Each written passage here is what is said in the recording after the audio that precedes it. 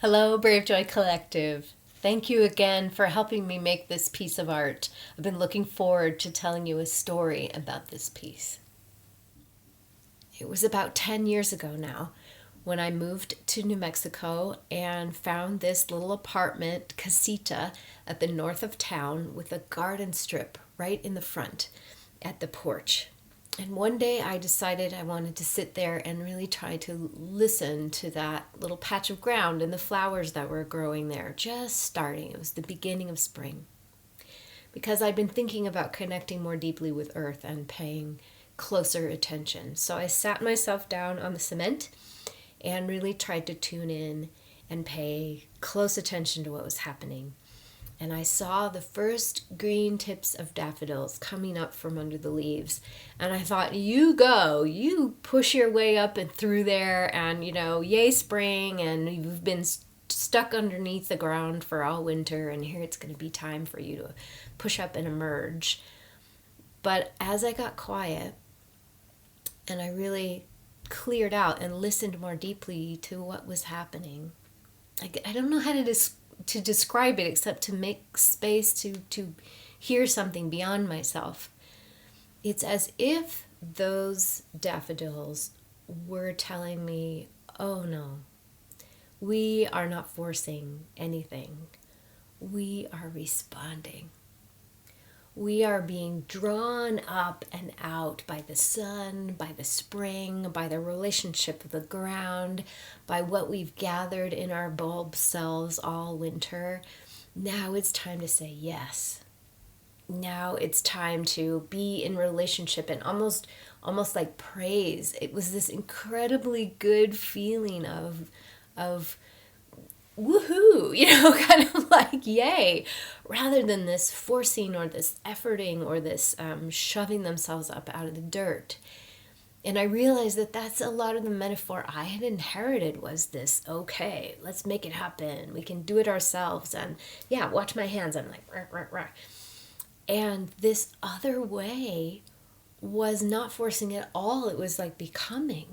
It was unfolding. It was yes. It was joyous. And that's part of what I tried to illustrate in this image. I made these green lines and these lines down here for that participation in what's more, for that being drawn up rather than the forcing up. And I've been thinking so much about that this month. I've been low. It's been a lower energy time for me, and some time of sadness about what's been happening and my wife's illness and just a lot of grief coming up. And I could try to force my way through that and make it and make art and whatever I need to do in this pushing kind of way. Or I could let my energy be what it is, let timing be what it is. And when the moment comes, like this moment, to tell you a story, try to let it be drawn up, out, rather than something I'm forcing or doing.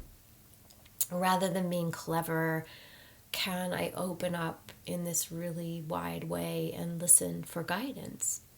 Like I know how to do, and like I love to do, and that I think is natural to us, but we have this other way that we've been taught that sometimes it's just perfect to bolster and move forward, but even then, can we be drawn by an idea or a justice or something that's important rather than pushing our will on something?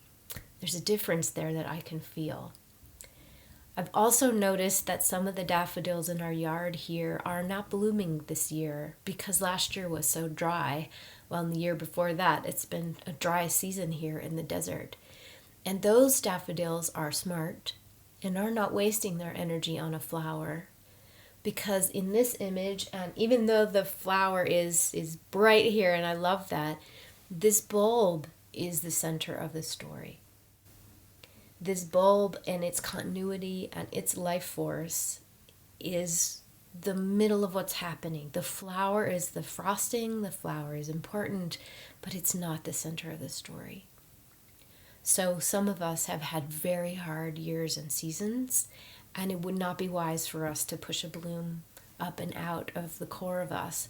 Our faithfulness to the light would be to hold tight, put a few leaves, and save what we have for another continuity and another time. And that might be your experience this year. I encourage you to listen to what faithfulness is. Faithfulness doesn't always mean bright and shiny blooms. It means staying true to the continuity of who we are and what we need. As Rilke, the poet, says, I love this part in a poem, he says, may what I do flow from me like a river, no forcing and no holding back, the way it is with children. Or right now I'm thinking, may what I do flow from me like a river, no forcing and no holding back, the way it is with the daffodil. So may it be for you and for me that we are not forcing, we are responding. We might have this chance to practice saying yes and being drawn forward, and the practice of being and staying and not pushing when that isn't ours to do. And that, my friends, is what's most beautiful. Thank you again. Take care.